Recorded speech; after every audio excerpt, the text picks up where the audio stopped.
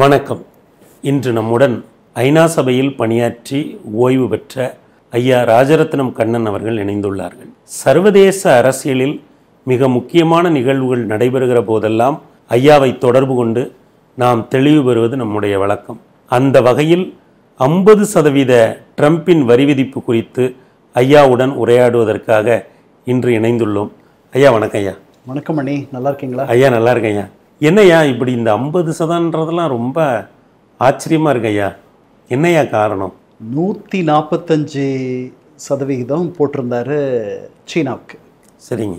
அதற்கு பிறகு என்னாச்சு, அதை 30% குறைச்சார். சரிங்க ஐயா. ஸோ அதனால் அது மாதிரி நம்முடைய இந்த 50% தொட போகிற 27 ஆகஸ்ட் தான் 50% மாறும். இன்றைக்கி வெறும் 25 தான். நேற்று அவர் விதித்தது 25% அபராதம்.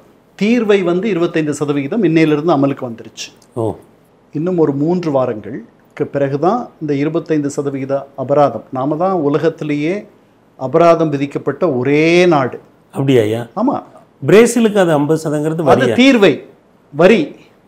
ஏன்னா ஆனால் 27 ஆகஸ்ட் தப்பி தவறி இந்த 25% அபராதமும் சேர்ந்து கொண்டால் நாம அந்த எலீட் கிளப்ல, பிரேசில் மட்டுமே இப்போ தனித்து இருக்கு இல்லையா, அந்த கிளப்ல நாம மெம்பர் ஆகிடுவோம். உலகத்தில் 2 நாடுகள் மட்டும்தான் அதிகபட்ச தீர்வையை, வரி விதிப்பை அனுபவிக்கிற நாடுகளாக இருக்கும். எது? பிரேசிலும் இந்தியாவும். அந்த நிலை நமக்கு வராதுன்னு நினைக்கிறேன். ஏன்னா பிரேசிலோட அவருக்கு இருக்கிற சிக்கல்கள் வேற. தனிப்பட்ட முறையில் அவருக்கு லூலா, அந்த நாட்டினுடைய அதிபருக்கும் அவருக்கும் 7ஆம் பொருத்தமாக இருக்குது. அப்படி ஒரு நிலை நமக்கு இல்லை. ரெண்டாவது, அவருடைய அங்கே லூலாவிடம் தோற்று இப்போ வீட்டு காவலில் இருக்கக்கூடிய அந்த நாட்டினுடைய அதிபராக முன்னாடி இருந்தவர் இவருடைய நண்பர் பொல்சனாரோன்னு பேர் அவருக்கு. அவர் மேலே ஒரு வழக்கு இருக்கு. 22 தேர்தலில் லூலா வென்று வந்த பிறகு அது தவறுதலாக அவர் வென்று விட்டார்னு சொல்லிட்டு அதை எதிர்த்து ஒரு வன்முறையில் அவருடைய ஆதரவாளர்கள் இறங்கினார்கள். அது தொடர்பான வழக்கு நடக்குது. இதில் ஒரு ஒற்றுமையை நீங்கள் பார்க்கணும். ட்ரம்ப் போன முறை தோற்ற பிறகு 20 அவருடைய ஆதரவாளர்கள் ஜனவரி 6, 2020 அவர்களுடைய நாடாளுமன்றத்திற்கு முன்னாடி சென்று பெரிய வன்முறையில் ஈடுபட்டார்கள்.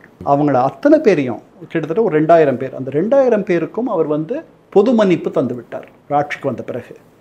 அதனால் அங்கே பதவி இழந்த பொல்சனாரோவுக்கு ஆதரவாக இந்த வரி விதிப்பு, அந்த வழக்கெல்லாம் நீங்கள் நிறுத்திடணுன்ட்டு இவர் சொன்னார். லூலா இது எங்கள் உள்நாட்டு விவகாரத்தில் நீங்கள் தலையிடுறீங்க, நாங்கள் இங்கே நீதித்துறை மிக சுதந்திரமானது, நான் சொல்லி அதை சரியெல்லாம் செய்ய முடியாது, அது நீதி தன்னுடைய கடமையை செய்கிறது, இதெல்லாம் நீங்கள் செய்யக்கூடாதுன்னு சொல்லிட்டார். அவங்க 2 பேருக்கு உள்ள இடையில் இருக்கக்கூடிய உறவு என்பது வேறு. நமக்கும் ட்ரம்ப்புக்கும் பகையெல்லாம் ஒன்றும் கிடையாது. இன்னும் சொல்ல போனால் ஒரு நல்ல நட்பே கூட உண்டு. ஹவுடி மோடின்ட்டு அவர் சொன்னது நடந்துச்சு. இவர் அவரை போய் சந்திப்பதும் அவரை கட்டி தழுவுவதும் இதெல்லாம் நடந்திருக்கு. 2 பேருமே ஒரு பரஸ்பர ஒரு அட்மிரேஷன், ஒருத்தர் மேல ஒருத்தர் இருக்கும். அப்படிப்பட்ட தலைவர்கள் தான் நான் நினைக்கிறேன். ஏன்னா இந்தியா இந்த ஆபரேஷன் சிந்தூர்லயே கொஞ்சம் மாறுறதை நம்மளால உணர முடிஞ்சதில்ல ஐயா. அது ஒரு யூகம் தான். ஆபரேஷன் சிந்தூரால தான் அவருடைய பங்களிப்பை, இந்த போர் நிறுத்தத்திற்கு அவர் செய்த உதவியை அவர் ஒரு 26 தடவை சொல்லியிருக்காரு இது வரைக்கும். நான் தான் உதவி பண்ணேன். ஆமாம். அதை நாம அங்கீகரிக்கலை, அதற்கு நன்றி சொல்லவில்லை என்பது இன்னொரு பக்கம். ஐயா எனக்கு ஒரு விஷயம் சொல்லுங்கள். நீங்கள் டிப்ளமேட்டிக் சேனல்ஸ் எப்படி ஒர்க் பண்ணணும்னு புரிஞ்சுக்கிறதுக்காக இதை நான் கேட்குறேன்.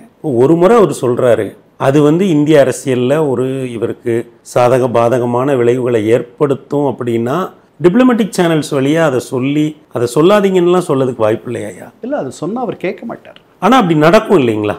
கண்டிப்பாக.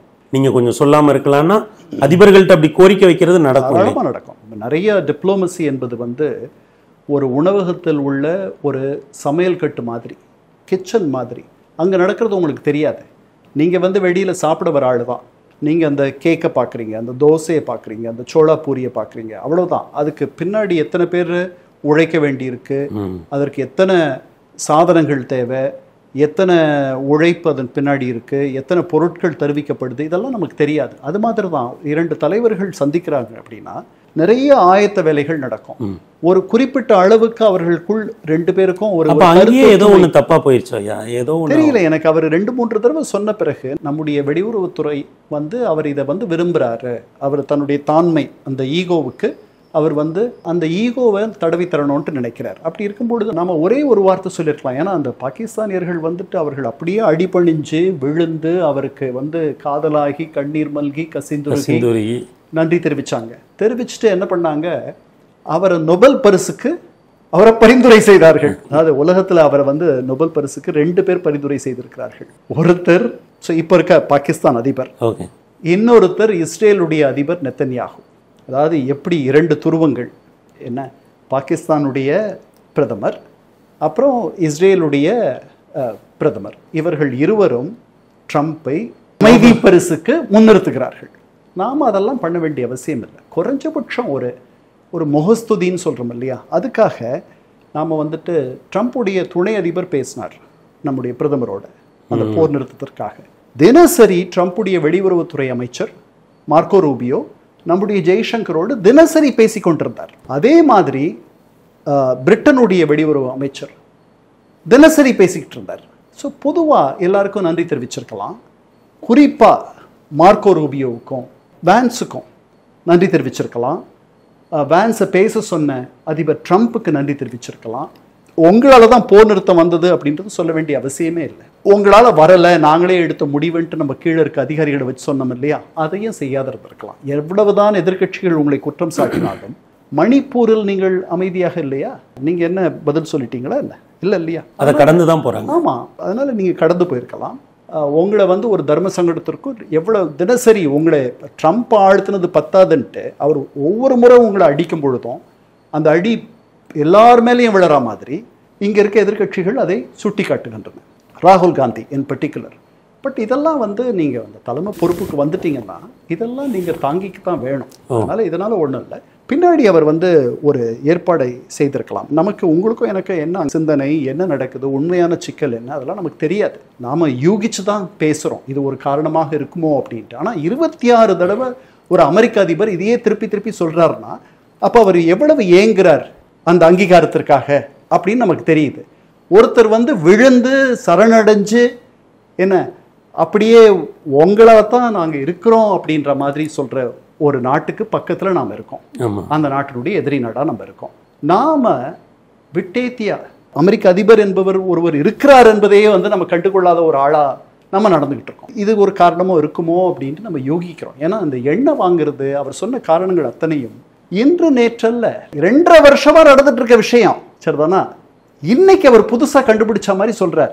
இன்றைக்கு உள்ள சூழல் அதை பிரதானப்படுத்த வேண்டிய தேவை என்னையா வருது? அவருக்கு நிறைய சிக்கல்கள் அவரே ஏற்படுத்திக்கிட்ட சிக்கல்கள் தான். அவர் வந்து நான் அதிபராக இருந்திருந்தால் இந்த போரே நடந்திருக்காதுன்னார்.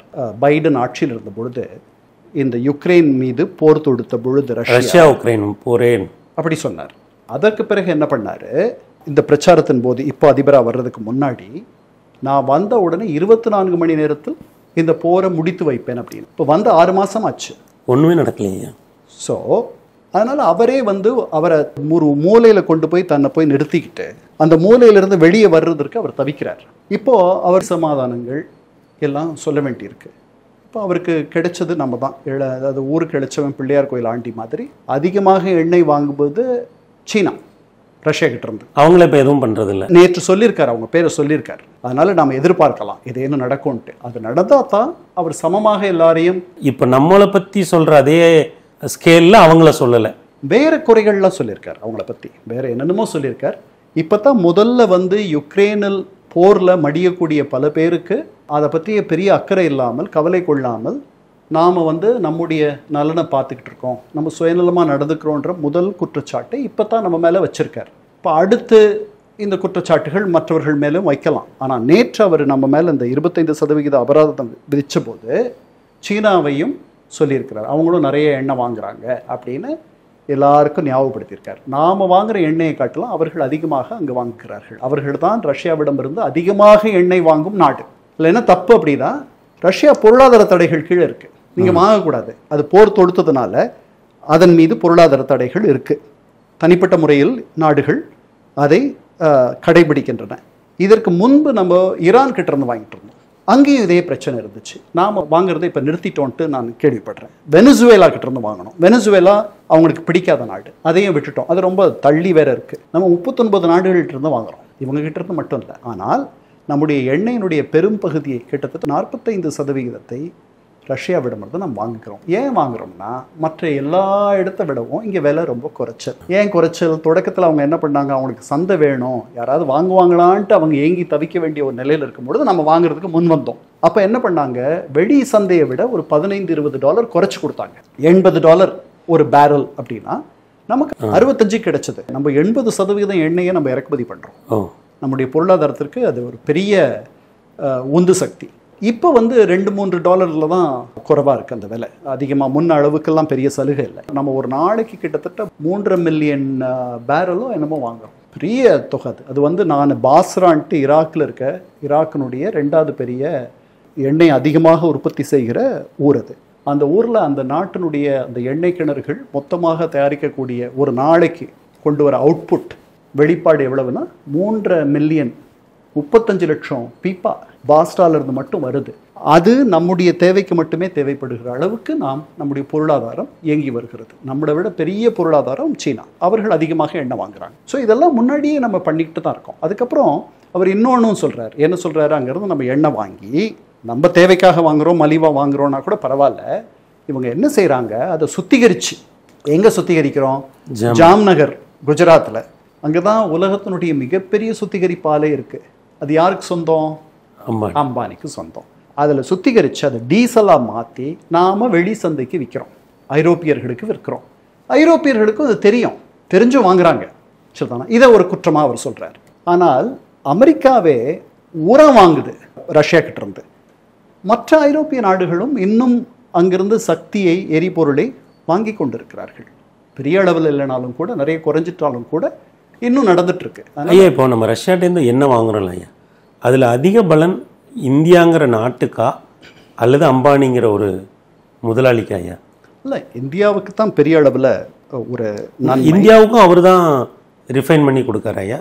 ஆமாம், எல்லாம் அங்கேருந்து வரக்கூடிய அந்த குறிப்பிட்ட எண்ணெயை வந்து ரிஃபைன் பண்ணக்கூடிய கெப்பாசிட்டியோ அல்லது அதுக்குரிய எல்லாமே நேராக ஜாம்நகரில் இருக்கிற அங்கே போயிடுதுன்னு சொல்கிறாங்க. அறையலுக்கு தான் அவருடைய பங்கு சந்தையில் அம்பானியினுடைய பங்குனுடைய மதிப்பு 33% உயர்ந்து போயிடுச்சு இது ஆரம்பித்த பிறகு, இந்த போர் தொடங்கின பிறகு. ஸோ அதனால் பொதுவாக நம்ம அந்நிய செலாவணியை மிச்சப்படுத்துகிறோன்றதுல ஒரு நன்மை. அந்த நன்மை வந்து சாதாரண ஒரு பயனாளிக்கு போய் சேரலைன்ட்டு எந்த அரசாங்கம் இருந்தாலும் அதை பண்ணாது. இப்போ நம்ம வந்து 1 லிட்டர் பெட்ரோல் வந்து 100 ரூபாயா? ஆமாம், 100 இருக்கும். அதனுடைய அசல் விலை 10 ரூபா 15 ரூபா தான். 85 ரூபா அது மேலே விதிக்கப்படுற வரி, அது இது அப்படின்றது என்ன. ஸோ அதுதான். ஏன்னா நீங்கள் வந்து அரபு நாடுகள்லாம் போனீங்கன்னா பெட்ரோல் வந்துட்டு தண்ணிக்கு தான் அங்கே விலை அதிகம், பெட்ரோலை காட்டலாம் எண்ணெய் உற்பத்தி செய்கிற நாடுகளில். ஏன்னா தண்ணி தான் பெரிய கஷ்டங்க, புரியுதா? நமக்கு எண்ணெய் எவ்வளோ முக்கியமோ அந்த அளவுக்கு அவர்களுக்கு தண்ணீர். ஸோ இப்படியெல்லாம் இருக்குது. அப்புறம் பெட்ரோலை வந்து ஈராக்கிலிருந்து சும்மாவே ஜோர்டனுக்கு தராங்க, அதெல்லாம் கூட நடக்குது. அது அவர்களுக்குள்ளே இருக்கக்கூடிய ஏற்பாடுகள். ஐயா, இப்போ அமெரிக்கா வந்து நம்ம மேலே வரி விதிக்கிறதுக்கு இந்த ரஷ்யாவோட எண்ணெய் வாங்குறது தான் பிரதானமாக சொல்கிறாங்க. அவர் அப்படி தான் சொல்லியிருக்கார். ஐயா, இப்போ எனக்கு 2 கேள்வி எழுது. இப்போ இந்த வரி விதிப்பால் இந்தியாவுக்கு என்ன நடக்கும்? ரஷ்யாவோட எண்ணெயை வாங்குறத நம்ம நிறுத்திட்டோம்னா என்ன நடக்கும்? நம்ம நிறுத்த போகிறதில்லைன்னு சொல்லிட்டோம். நிறுத்த போகிறதில்ல. அதனால தான் நேற்று அபராதம் வந்துச்சு. இப்போ ஆனால் அதுக்கு மாற்றுன்னு ஒன்று நம்மக்கிட்ட இல்லை என்னையா? இல்லை, நாம் 39 நாடுகள்கிட்ட இருந்து எண்ணெய் வாங்குகிறோம். வேறு இடங்கள்லேருந்து வாங்கலாம், இந்த விலைக்கு வாங்க முடியாது. ஸோ அதனால் நம்முடைய பொருளாதாரத்துக்கு ஒரு சின்ன பின்னடைவு இருக்கும். ஓகே. பட்டு இந்த போருக்கு முன்னாடி நம்ம அப்படி தான் வாங்கிட்டு இருந்தோம். இப்போ தான் அந்த 2.5 வருஷமாக தான் சலுகை விலையில் ஒரு இடத்துல இருந்து நம்ம எண்ணெய் வாங்குகிறோம். 55% நம்ம வாங்குகிற எண்ணெய் உலக சந்தை மதிப்பில் தான் வாங்குகிறோம். இங்கே தான் சலுகை விலையில் வாங்குகிறோம். 100க்கு 100 இங்கே நம்ம வாங்கலை. இந்த 45% குறைஞ்சி இந்த 55% கூடுறதுக்கான வாய்ப்பு இருக்குது நாளாவட்டத்தில். ஆனால் அமெரிக்கர்கள் சொல்வதற்காக நம்ம அதை பண்ண போகிறதில்லை. இப்போ அடுத்த வாரம் அவர் வந்து சந்திக்கிறதா சொல்லியிருக்கார். ட்ரம்ப் புட்டினை சந்திக்கிறதா நேற்று சொல்லியிருக்கார். அது நடந்தால் தான் உண்டு. என்ன, அவர் நிறைய விஷயங்கள் சொல்கிறாரு, அது எதுவும் நடக்கிறது கிடையாது. அதனால் அது நடந்ததுன்னா ஒரு போர் நிறுத்த ஒப்பந்தம் என்பது வந்துவிட்டால் அவருடைய முகத்தை அவர் காப்பாற்றி கொள்ளலாம். நான் சொன்னபடி நடந்துக்கிட்டேன், தாமதமானால் கூட நான் ட்ரம்ப், நான் என்ன சொல்கிறேனோ சொன்னதை செய்வோம். இப்போ இந்த இடத்துல ஒரு கேள்வி வருது. உக்ரைன் ரஷ்யா போரில் ரஷ்யாவோட கை தான் வாங்கியிருக்கு. அப்போ இந்த நேரத்தில் வந்து அதுதான் அவர்களுடைய அமைதிக்கான ஃபார்முலா என்னன்னா, இதுவரைக்கும் ரஷ்யா பிடிச்சிருக்கிற இடங்கள் ஒரு 20% பிடிச்சு வச்சிருக்கு. அந்த இடங்களை இதை திருப்பி தர வேண்டியதில்லை. ஆனால் இனி இடங்களை பிடிக்கக்கூடாது.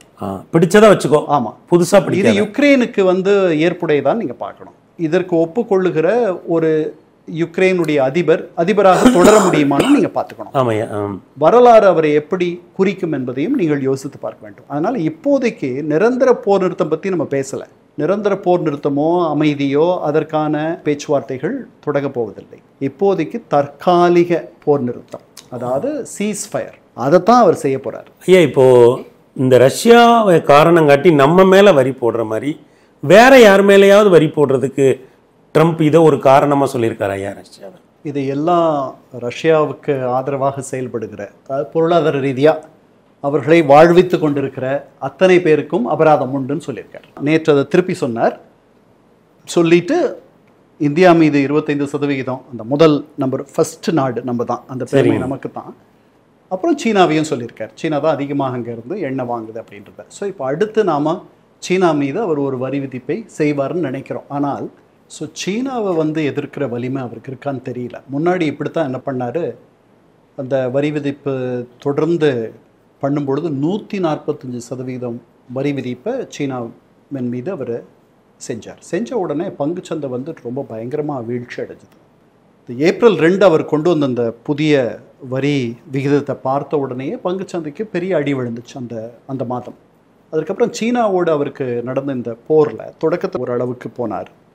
அதற்கு பதிலடியாக அவர்கள் 125% இவர் மீது வரி விதித்தார்கள். இது ஒரு பக்கம் இருந்துச்சு. இதெல்லாம் பங்கு சந்தையை ரொம்ப பாதிச்சது, பயங்கரமாக பாதிச்சது. டாலருடைய மதிப்பும் வீழ்ச்சி அடைய தொடங்கியது. அவர் வந்த போது கிட்டத்தட்ட 87 ரூபாய் இருந்த ஒரு டாலர் இவர் இந்த மாதிரிலாம் பண்ண உடனே 85 ரூபாய்க்கு வந்துச்சு. நான் இங்கே பார்த்துட்டு இருக்கும்பொழுது ஒரு கொஞ்ச நாள்லேயே அந்த அளவுக்கு கீழே விழுந்துச்சு. 84 போகிற அளவுக்கெல்லாம் வந்துச்சு. இப்போ திருப்பி 87 மேலே இருக்குது. ஏன்னா அவர் விதிச்சிருக்க அந்த வரி விதிப்பினால நமக்கு நிறைய அந்நிய செலாவணி செலவாகும். அந்த காரணங்களால் டாலருடைய மதிப்பு உயருது, ரூபாயோட மதிப்பு குறையுது. அப்புறம் இந்த பங்கு சந்தையில் நடந்த இந்த வீழ்ச்சியெல்லாம் கண்டு நிறைய பேர் அஞ்சினாங்க.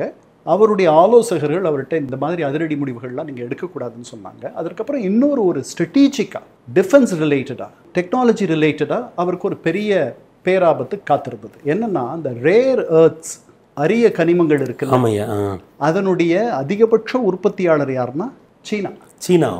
யுக்ரைன்லையும் இருக்கு. ஆனால் இன்னைக்கு அதிகமாக அதை உற்பத்தி செய்வது என்பது சீனா உற்பத்தி செய்யறது எல்லாமே அதிகமாக தான் இருக்கும். அதனால அதில் ஒன்றும் பெரிய நம்ம ஆச்சரியப்படுறதுக்கு ஒன்றும் இல்லை. அவர்கள் அதை ஏற்றுமதி செய்ய மாட்டேன்னு நிறுத்திட்டாங்க. அது உங்களுடைய ஃபோன் செய்யறதுலேருந்து விமானம் செய்யறது வரைக்கும், ஒரு துப்பாக்கி செய்யறது வரைக்கும், டிஃபென்ஸ் ரிலேட்டட் எக்யூப்மெண்ட் செய்யறதுக்கு எல்லாத்துக்கும் அது தேவை. ரொம்ப சென்சிட்டிவான. ஆமாம் அந்த மேக்னெட்ஸ் தேவை. உங்கள் காரு, எலக்ட்ரிக் வெஹிக்கிள்கான கார், அந்த பேட்டரி, அதெல்லாமே தேவை. ஸோ இவங்க இப்படி பண்ண உடனே அவங்க அங்கே இருக்க தொழில் முனைவர்லாம் ரொம்ப ஆடி போயிட்டாங்க. இது என்ன, எப்படி பண்ணுறது? அவங்களுடைய நெவிடியா, அந்த மாதிரி பெரிய பெரிய மைக்ரோசிப் கம்பெனிஸ்லாம் இருக்குல்ல, அந்த சூப்பர் கம்ப்யூட்டர் கம்பெனிஸ், அவர்களெல்லாம் இவர்கிட்ட முறையிடுறாங்க. அதனால் அவர் என்ன பண்ணுறாரு, அதுக்கு பிறகு அவர் அந்த ரேர் மெட்டல்ஸ் அவர்கள் ஏற்றுமதி செய்ய தடை விதித்த பிறகு இதெல்லாம் அந்த தடையை நீக்கணும்ன்ட்டு நினச்சார். உடனே என்ன பண்ணார், அவருக்கு பெரிய அழுத்தத்தின் கீழ் வந்தார். பங்கு சந்தை விழுது, இது இந்த மாதிரி இவர்கள் நிறுவனங்களும் அழுத்தம் கொடுக்குது, நிறைய அழுத்தம். அதுக்கப்புறம் அவருடைய நிதி அமைச்சர் அவர் சொல்கிறாரு, இது நாம் கொஞ்சம் நிதானமாக நம்ம போகணும், நீங்கள் வேகமாக பண்ணுறீங்க அப்படின்ற மாதிரி. ஸோ கடைசியில் இவரே சீன அதிபருக்கு ஃபோன் செய்கிறார். ஃபோன் செஞ்சு பேசி என்ன முடிவுக்கு வராங்க, 90 நாள் இந்த வரி விதிப்பை ஒத்தி போடுவதாக அவர்கள் முதல்ல ஒரு முடிவு எடுக்கிறாங்க. அன்னைக்கு திருப்பி பங்கு சந்தை பெரிய உயரத்துக்கு போகுது, பெரிய அதல பாதாளத்துக்கு போச்சு. கிட்டத்தட்ட 20% வீழ்ச்சி அடைஞ்ச பங்கு சந்தை மீண்டும் பழைய இடத்துக்கு வர அளவுக்கு உயர்ந்துச்சு. இந்த 2 பெரிய நாடுகளும் ஒரு சமரசமாக நடந்துக்குவாங்கன்னு தெரிஞ்ச அடுத்த நிமிஷம் அதுக்கப்புறம் முதல் சுற்று பேச்சுவார்த்தைகள் ஜெனீவாவில் நடந்துச்சு. 2வது சுற்று பேச்சுவார்த்தைகள் லண்டனில் நடந்துச்சு. நடந்த பிறகு என்னாச்சு, இந்த 145% என்பது 30% குறைஞ்சது. இவங்க 125% வச்சுருந்தாங்க இல்லையா, அதை 10% குறைச்சிட்டாங்க. ஸோ இதுதான் தற்போதைய நிலை. சீனர்கள் ரேர் எர்த் மெட்டல்ஸை திருப்பி உங்களுக்கு நாங்கள் ஏற்றுமதி செய்கிறோன்னு ஒத்துக்கிட்டாங்க. ஸோ இது தற்போதைய நிலை. நேற்று அவர் திருப்பி சீனா ரஷ்யாவிடமிருந்து நிறைய எண்ணெய் வாங்கிட்டு இருக்குன்னு சொல்கிறார். அங்கேருந்து எண்ணெய் வாங்குகிற அவர்களுடைய பொருளாதாரத்தை வாழ வைக்கிற எல்லா நாடுகளுக்கும் அபராதம் உண்டு அப்படின்னும் சொல்கிறார். ஏன்னா அவங்க எண்ணெய் விற்று தான் அவர்களுடைய பொருளாதாரத்தை அவர்கள் காப்பாற்ற வேண்டும். அங்கே நிறைய எண்ணெய் இருக்குது. அப்போ சீனாவுக்கு அவர் என்ன பண்ணுவார்னு பார்க்கணும். அவர் அப்படி பண்ணார்னா சீனர்களுக்கு ஏற்கனவே தெரியும், தே பிளே ஹார்ட் பால். என்ன இவன் நம்ம அளவுக்கு நம்மளை விட அவர்கள் மிகப்பெரிய சக்தி. அவங்களுடைய பொருளாதாரம் ஒரு 5.5 மடங்கு நம்ம விட பெரிய பொருளாதாரம். ரொம்ப வலிமை மிக்கவர்கள். அவர்கள் உலகத்தினுடைய தொழிற்சாலை. அவர்கள் அமெரிக்க பொருளாதாரத்தை திக்குமுக்காட வைக்கலாம் வேணும்னா. சீனாவோட ஒரு மோதல் போக்கை பண்ணி அதுல மூக்கூடப்பட்டு மோதல் போக்கை தொடர வாய்ப்பில்லை. நேற்று சொல்லியிருக்கார். அதை நம்ம பொறுத்து தான் பார்க்கணும். ஆனால் அவர் நீங்கள் பலமுறை சொல்லியிருக்கீங்களா, அவர் சொல்கிறத நிறைய நேரங்களில் அவர் செய்கிறதே இல்லைன்னு கூட. உண்மைதான் ஐயா. இப்போ அமெரிக்காவில் இப்போ இந்த மாதிரி வரி போடுறாருல்ல ஐயா, இது அமெரிக்க மக்களை எப்படிங்கய்யா பாதிக்குது? அவர்கள் தான் கடைசியில் அவர்கள் தான். அதாவது உங்களுக்கு மலிவாக ஒரு பொருளை இறக்குமதி செய்கிறோம்னா அது கடைசியாக போய் பயனாளிகிட்ட சேரும் பொழுதும் ஒரு மலிவான விலைக்கு போய் சேரும். ஆமாய்யா. ஒரு பொருளை நம்ம தருவிக்கும் பொழுதே நிறைய விலை கொடுத்து தருவிக்கிறோம் அப்படின்னா உங்ககிட்ட சேரும் பொழுது நீங்களும் நிறைய விலை தான் கொடுக்கணும். அதனால் இந்த லாங் ரன் காலப்போக்கில் அமெரிக்க பயனாளிகளுக்கு தான் இது ஒரு பெரிய துன்பத்தை தரப்போகுது. அவர் அப்படி அதை பார்க்கல. அவர் என்ன நினைக்கிறாரு, இந்த மாதிரி மலிவான பொருட்களை உற்பத்தி செய்யணும், அதை வாங்கி நம்முடைய மக்கள் அதை வாங்கி பயனடையணுன்றதுக்கு அந்த எண்ணத்தில் பல தொழிற்சாலைகள் அமெரிக்காவை விட்டு வெளியே போயிடுச்சு அப்படின்னு நினைக்கிறார். அது உண்மைதானே? உங்களுக்கு அந்த பொருளை அமெரிக்காவில் இப்போ ஆப்பிள் ஐஃபோன் எடுத்துங்க, அதை அமெரிக்காவில் பண்ணணும்னு அவர் நினைக்கிறார். அமெரிக்காவில் பண்ணுறதுக்கு சில வருஷங்கள் ஆகுமா என்ன? அப்புறம் அங்கே ஒரு அமெரிக்கன் ஒர்க்கருக்கு, ஒரு தொழிலாளிக்கு 1 மணி நேரத்துக்கு நீங்கள் எவ்வளோ சம்பளம் தருவீங்க? இந்தியாவில் கொடுக்குறது மாதிரி பல மடங்கு கொடுக்கணும். அப்போ அந்த ஃபோனை அந்த விலைக்கு விற்க முடியுமா? இப்படி பல சிக்கல்கள் இருக்குது. சரிதானா? ஆனால் இன்னொரு பக்கம் பாருங்கள். இன்னொரு பக்கம் என்னென்னா, அவர் இப்போ ஏற்படுத்தி இருக்கிற இந்த ஒப்பந்தங்களில் அமெரிக்காவுக்கு சாதகமான ஒப்பந்தங்களாகவே அவர் செஞ்சிருக்கார். இப்போ ஐரோப்பிய யூனியன் முதல்ல அவர் ஒப்பந்தம் போட்டுக்கிட்டது பிரிட்டனோட. பிரிட்டன் எந்த பொருளை அமெரிக்காவுக்கு ஏற்றுமதி செய்கிறதுனாலும் 10% வரி கட்டணும். அந்த 10% வரி யாருக்கு போகும்? அமெரிக்காவுடைய கருவூலத்துக்கு போகும். அமெரிக்கா எந்த பொருளையாவது ஏற்றுமதி செய்துன்னு வைப்போம், இங்கிலாந்துக்கு வரி கிடையாது. புரியுதா? ஸோ இப்போ யாருக்கு லாபம்? அமெரிக்காவுக்கு லாபம். வியட்நாம் எடுத்துங்க. வியட்நாம் ஒரு பொருளை அமெரிக்காவுக்கு ஏற்றுமதி செய்யுதுன்னா, இப்போ எனக்கு ஒரு சின்ன சொல்லுங்க. இப்போ இந்தியாவிலேருந்து ஒரு பொருள் தயாரிக்கப்பட்டு அமெரிக்காவுக்குள்ளே போகுது. அங்கே ஒரு சந்தை இருக்குது. இப்போ அந்த பொருள் அந்த மக்கள் விரும்புகிறாங்க. இப்போ அந்த பொருள் இப்போ முன்னாடி 100 ரூபாய்க்கு விற்றுதுன்னு வச்சுக்கோங்க. இப்போ 150 ரூபா ஆகிடும். இந்த அபராதம் சேர்த்து 50 ரூபா. தேவை இருக்கிற பட்சத்தில் அவங்க 150 ரூபா கொடுத்து வாங்க தயாராக இருந்தாங்க அப்படின்னா நம்ம இந்தியா வணிகம் பாதிக்காது இல்லைங்களா? ஆமாம். பட் யார் 100 ரூபா கொடுத்து வாங்கிட்டு இருந்த ஒரு பொருளை 150 ரூபா கொடுத்து வாங்குவாங்க? ஏன் வாங்க? அப்போ அவங்களுக்கு மாற்று என்னையா? வேறு இடங்கள்ல இருந்து 100 ரூபாய்க்கு கிடைக்கக்கூடிய இடங்கள் இருக்கலாம். 105 ரூபாய்க்கு கிடைக்கக்கூடிய இடமா இருக்கிற இந்தோனேசியாவிலேருந்து வரலாம், அங்கே போயிடுவாங்க. ஏன்னா இந்தோனேசியாவுக்கு 19% தான் வரி விதிச்சிருக்கார். இந்தியாவிலிருந்து நிறைய ரத்தினங்கள் போகுது. பொதுவாக வணிகர்கள் இந்த மாதிரியான விதிமுறைகள் எல்லாம் அவங்க எப்படி கையாளணும்னு தெரிஞ்சவங்க. இப்போ நம்ம பொருளை இங்கே உற்பத்தி பண்ணி இன்னொரு நாட்டுக்கு கொண்டு போக மாட்டாங்களா ஐயா? அதை தான் சீனர்கள் பண்ணிட்டு இருந்தாங்க. அவங்க வியட்நாம் மூலமாக சீனாவிலிருந்து வந்தால் இந்த மாதிரியெல்லாம் சிக்கல் இருக்குன்றதுனால சீனர்கள் வியட்நாமில் தொழிற்சாலைகளை வைத்து முதலீடுகளை செய்து சீன தொழிலதிபர்கள் வியட்நாமில் தயார் செய்கிறார்கள். வியட்நாமிலிருந்து ஏற்றுமதி செய்வதாக கணக்கு வரும். அதுக்கு 46% வரின்னு சொல்லிட்டார். இதெல்லாம் முன்னாடியே இதெல்லாம் தெரியும் இல்லை, எல்லாருக்கும் தெரியும். ஸோ வியட்நாம்லேயே வியட்நாமியர்கள் செய்து வியட்நாமினுடைய முதல் போட்டு இதில் வெளியிலிருந்து வரக்கூடிய முதல் இல்லாமல் செய்யக்கூடிய பொருட்களுக்கு 20% வரி. ஐயா, அப்போ இப்படி புரிஞ்சுக்கலாம் ஐயா, இந்த வரி போடுறதுனுடைய நோக்கம் அமெரிக்கா ஒரு உற்பத்தி கேந்திரமாக இல்லாமல் அப்படித்தான் சொல்லியிருக்காரு, ஒரு சந்தையாக மட்டுமே இருக்கு. சரிங்க ஐயா. அப்போ ஒரு உற்பத்தி கேந்திரமாக மாறணும்னா அதுக்கான ஒரு சூழல் அங்கே இருக்கா ஐயா? இல்லை, அதற்கான சூழல் இல்லை. ரெண்டாவது, தண்ணி எப்படி ஒரு கீழ் நோக்கி போகுமோ அது மாதிரி இப்போ நீங்கள் ஒரு தொழில் முனைவோர். இப்போ நான் ஆப்பிள் ஒரு மிகப்பெரிய கம்பெனி இல்லையா? உலகத்தினுடைய மிக மிக பெரிய கம்பெனி. அந்த கம்பெனி ஏன் வந்து சீனாவில் பண்ணுது ஃபோனை? ஏன்னா அங்கே எளிதாக லேபர் கிடைக்குது, மின்சாரம் கிடைக்குது, மற்ற உபகரணங்கள் மலிவு மலிவு மலிவு.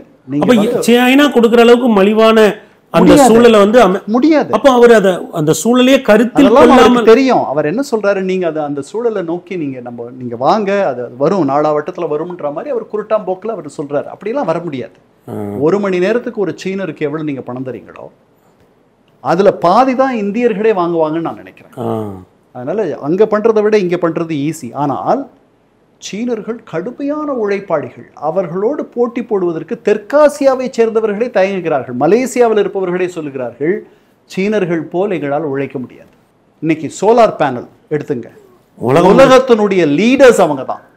அவங்க லீடர்ஸ் எல்லாத்துலேயுமே. அவர்கள் அளவுக்கு அவங்க கருமமே கண்ணாயினாரா அந்த ஊரில் இருக்க சீனர்கள் வேலை செய்கிறாங்க. எப்படா விடுப்பு வரும், எப்படா ஓய்வு வரும், எப்போ நம்ம முடிப்போம் அப்படின்லாம் அவங்க நினைக்கிறது கிடையாது. சங்கங்கள் வைப்பது கிடையாது. எந்த கம்யூனிசத்தினுடைய இன்னொரு தாயகமான சீனாவில் தொழிற்சங்கங்கள் கிடையாது. ஸோ எல்லா அந்நிய முதலீடுகளும் சீனாவில் குவிந்திருக்கின்றன. எல்லா பெரிய பெரிய பெரிய பெரிய கம்பெனிஸ் அங்கே வச்சுருக்காங்க. அப்புறம் அந்த நாடு காட்டுகிற சலுகை. இப்போ எலக்ட்ரிக் வெஹிக்கிள்ஸில் யார் லீடர்? டெஸ்லாவா? பிஒய்டி, அது மாதிரி 30-40 கம்பெனி இருக்குங்க. அவர்கள் தான் லீடர்ஸ். ஏன் அவ்வளோ மானியம் தராங்க? அந்த கார்கள் ரொம்ப நல்லா இருக்கு. சரிதானா ஐயா? அப்போ இந்த வரி வந்து ஒரு அறிவுபூர்வமான செயலா இல்லை வந்து ஒரு தொலைநோக்கோடு பார்க்கும்போது அது அறிவுபூர்வமான செயல் இல்லை. ஏன்னா அதுக்கு இறுதியில் வந்து அமெரிக்க பயனாளிகளை தான் பாதிக்கும், அமெரிக்க வர்த்தகத்தை பாதிக்கும். அமெரிக்க வர்த்தகம் பாதிக்கப்படும் பொழுது அமெரிக்கர்களுக்கு நஷ்டம், உலகத்துக்கு நஷ்டம், எல்லாருக்கும் நஷ்டம், எல்லாருக்கும் கஷ்டம். இது அப்படி கிடையாது. ஆனால் அவர்களுடைய கருவூலத்திற்கு இந்த வரி விதிப்பினால கிட்டத்தட்ட ஏறக்குறைய $1 trillion வரைக்கும் வரி வந்துடும். அதுக்கு பழகி போயிட்டா தமிழ்நாட்டில் நடக்கிற மாதிரி சில விஷயங்களுக்கு நம்ம பழகி போயிட்டோம். சிலதிலிருந்து 45,000 50,000 கோடி ரூபாய் ஆண்டொன்றுக்கு நம்முடைய வருமானமாக நாம் ஈட்டுகிறோம். நம்முடைய 3 லட்சத்தி சில்லற பட்ஜெட்டில் 6ல் 1 பங்கு ஒரு குறிப்பிட்ட பொருளை விற்று நாம் செய்கிறோம். அதற்கு பழகி போய்விட்டோம். அது மாதிரி அமெரிக்க நிர்வாகங்கள் இதற்கு பழகி போய்விடுமோ என்ற அச்சத்தை சில பேர் தெரிவிக்கிறார்கள். இப்போ நீங்கள் ஆப்பிள் உதாரணம் எடுத்ததுனாலே நான் கேட்குறேன், இப்போ இந்தியாவோ சைனாவோ கொடுக்கக்கூடிய ஒரு உற்பத்தி சூழ்நிலையை அமெரிக்கா கொடுக்கணும்னா அது பின்னோக்கி போய் தானே கொடுக்க முடியும். கரெக்ட். அதுவும் அவருக்கு புரியலை. அதாவது இப்போ வந்து நீங்கள் ஃபஸ்ட் ஸ்டாண்டர்ட் படிக்கிற ஒரு குழந்தைய இவ்வளவு தூரம் இந்த சின்ன நீச்சல் குளத்தில் விடுவீங்க. 5வது படிக்கக்கூடிய மாணவனை இன்னும் கொஞ்சம் ஆழமாக இருக்கக்கூடிய நீச்சல் குளம், 10வது, இப்படி நம்ம பழக்குவோம். அமெரிக்கர்கள் இன்று மிக ஆழமான நீச்சல் குளத்தில் போய் நீச்சல் அடிப்பதற்கு பழகிவிட்ட தொழில் வினைஞர்களாக இருக்கிறார்கள். அவர்கள் வந்து மிகப்பெரிய மைக்ரோ சிப்ஸ் தொழில்நுட்பத்தினுடைய உச்சத்தை தொட்ட ஒரு நாடு அது. அதற்கு பிறகுதான் மற்ற நாடுகள். அதில் வந்து நம்ம சந்தேகப்பட வேண்டிய அவசியம் இல்லை. அதில் நெருக்கமாக வந்துட்டுருக்காங்க சீனர்கள். அப்போது அங்கேருந்து ஒரு பெரிய கம்பெனி, அந்த கம்பெனி வந்து பல $1 பில்லியன் விலை மதிப்பு மிக்க ஒரு கம்பெனியினுடைய சிஇஓவாக இருந்த ஒரு ஆளை அழைச்சிட்டு வந்து நீங்கள் ஒரு 100 பஸ் ஓட்டுற ஒரு பஸ் முதலாளி இந்த கம்பெனியை நீங்கள் பார்த்துக்குங்கன்னு சொன்னால் எப்படி இருக்குமோ அந்த மாதிரி அவர் செய்ய முயற்சி செய்வதாகத்தான் தோன்றுகிறது. அதனால் உங்களுக்கு வந்துட்டு உங்களுடைய ஸ்கில், இதை ரொம்ப ஸ்கில்டு ஜாப்ஸ் வந்துட்டு மேலே மேலே மேலே போய், அப்புறம் இது ஆர்டிஃபிஷியல் இன்டெலிஜென்ஸும் வந்துட்டு இருக்க நேரம் அந்த இடத்துக்கு போயிட்டுருக்காங்க அமெரிக்கர்கள். அந்த இடத்துக்கு தேவையான தொழில்நுட்பத்தை அவர்கள் தேடிக்கொண்டிருக்கிறார்கள். அதை உருவாக்கி தரக்கூடிய திறமையோ தகுதியும் எங்கே இருந்தாலும் அவர்கள் அமெரிக்கா ஒரு புகலிடமாக இருந்துச்சு. அதெல்லாமே வந்து பாதிக்கப்படுமோ அப்படின்ற மாதிரி ஒரு எண்ணம் இருக்குது. ஐயா, இப்போது உங்களுடைய சர்வதேச அனுபவத்திலேருந்து சொல்லுங்கள், இந்த ட்ரம்பினுடைய இந்த அதிரடி வரி விதிப்பு நடைமுறைகள் தொடருமா, இல்லை வந்து அது நிச்சயமாக ஒரு இடத்துல பெரிய அளவில் கட்டுக்குள் வர வாய்ப்பு இருக்கா? நிகழ்ச்சியினுடைய இறுதி கேள்வியை அதை முன்வைக்கிறேன். இல்லை, அவர் இன்னும் 3.5 வருஷம் இருக்க போகிறார். இந்த 3.5 வருஷத்துக்கு அவர் விதிச்சது தான் சட்டமாக இருக்க போகுது. இதில் சில மாற்றங்கள்லாம் வரும். ஏற்கனவே நிறைய நிலக்கொலைஞ்சிருக்காங்க அமெரிக்கர்கள். அமெரிக்க சந்தையும் நிலக்கொலைஞ்சிருக்கு. வால் ஸ்ட்ரீட், அவர்களுடைய நம்ம டலால் ஸ்ட்ரீட்னு சொல்கிறோம் இல்லையா மும்பையில், அந்த மாதிரியான வால் ஸ்ட்ரீட்டும் ரொம்ப இன்னைக்கு என்ன அறிவிப்பு வருமோ, இன்னைக்கு எவ்வளவு குறையுமோ, இன்னைக்கு எவ்வளவு ஏறுமோ, அந்த மாதிரி ஒரு பதட்ட நிலையில் இருக்காங்க. ஆனால் இப்போ அவர் இன்னையிலிருந்து அமலுக்கு வந்திருக்கிற அந்த வரி விதிப்பு ஏறக்குறைய செட் இன் ஸ்டோன் அப்படின்னு அவருடைய ட்ரெஷரி செக்ரட்டரி பெசன்ட் சொல்கிறார். அது அப்படித்தான் இருக்கும்னு நினைக்கிறேன். ஏன்னா அவர் வந்து கையை முறுக்கி ஒவ்வொருத்தரையும் இந்த ஒப்பந்தத்துக்கு கையெழுத்து போட வச்சுருக்கார். ஃபார் இன்ஸ்டன்ஸ் யூரோப்பியன் யூனியனுக்கு 10% வரி, பிரிட்டனுக்கு 10% வரி, ஜப்பானுக்கு 15%, தென்கொரியாவுக்கு 15%, இந்தோனேசியாவுக்கு 19%, வியட்நாமுக்கு 20%, பிலிப்பீன்ஸுக்கு 20%. ஆனால் அவர்கள் பதிலுக்கு இவர் மீது வரி போடவில்லை. சரிதானா? இப்போ அவரால் இன்னும் இப்போ கனடாவோட அவருக்கு ஒப்பந்தம் வரவில்லை. 35% போட்டிருக்கார். அது என்ன நடக்கும்னு பார்க்கணும். 3 மாதத்துக்கு ஒத்தி போட்டிருக்கிறார் இந்த வரி விதிப்பை மெக்சிகோ மீது. அவங்க தான் அவருடைய மிகப்பெரிய ட்ரேடிங் பார்ட்னர். அவங்களோட ஒரு ஒப்பந்தத்தை அவர் எட்டி விடுவார் என்று பல பேர் நினைக்கிறார்கள். அதை பார்க்கணும். அவருக்கு என்னமோ கனடா மேலே ஒரு பெரிய வருத்தம் இருக்க மாதிரி இருக்குது. மெக்சிகோ மேலேயும் இருந்துச்சு. ஆனால் அந்த அம்மா அடிக்கடி அவரோட பேசுகிறாங்க ஃபோனில். மெக்சிகோ அதிபர் பேசி ஒரு மாதிரி ஒரு தீர்வை எட்டிக்கிட்டே இருக்காங்க. ஸோ 90 நாள் அவர்களுக்கு ஒரு அவகாசம் கிடைச்சிருக்கு. அவரால் இப்போ சீனாவோட அவர் எப்படி ஒரு ஒப்பந்தத்திற்கு வருவாரா அல்லது மீண்டும் ஒரு போராட்டத்திற்கு செல்வாரா என்பது காலம் நமக்கு சொல்லும். நம்ம பொறுத்த வரைக்கும் நமக்கு ஒரு 3 வார காலம் அவகாசம் இருக்குது. 27 ஆகஸ்ட் தான் இந்த 25% அபராதம் அமலுக்கு வரும். அதற்கு முன்பாக நாம் இதுவரைக்கும் என்னெல்லாம் முயற்சி எடுத்தோன்றது நமக்கு வெளியில் படிக்கிறத வச்சு தான் நம்ம தெரிஞ்சு வச்சுருக்கோம். நம்முடைய பிரதமர் இன்னும் அவரோடு பேசவில்லை. நான் முன்னாடியே சொன்னேன், பிரேசிலுடைய அதிபர் உடைய நிலையில் நாம் இல்லை. நல்ல உறவு இருக்குது நமக்கு. அந்த உறவை நாம் பரிசோதித்து பார்க்க வேண்டிய நிலை, இடம், நேரம் வந்துவிட்டது. நம்ம பிரதமர் ஃபோன் எடுத்து பேசணும்.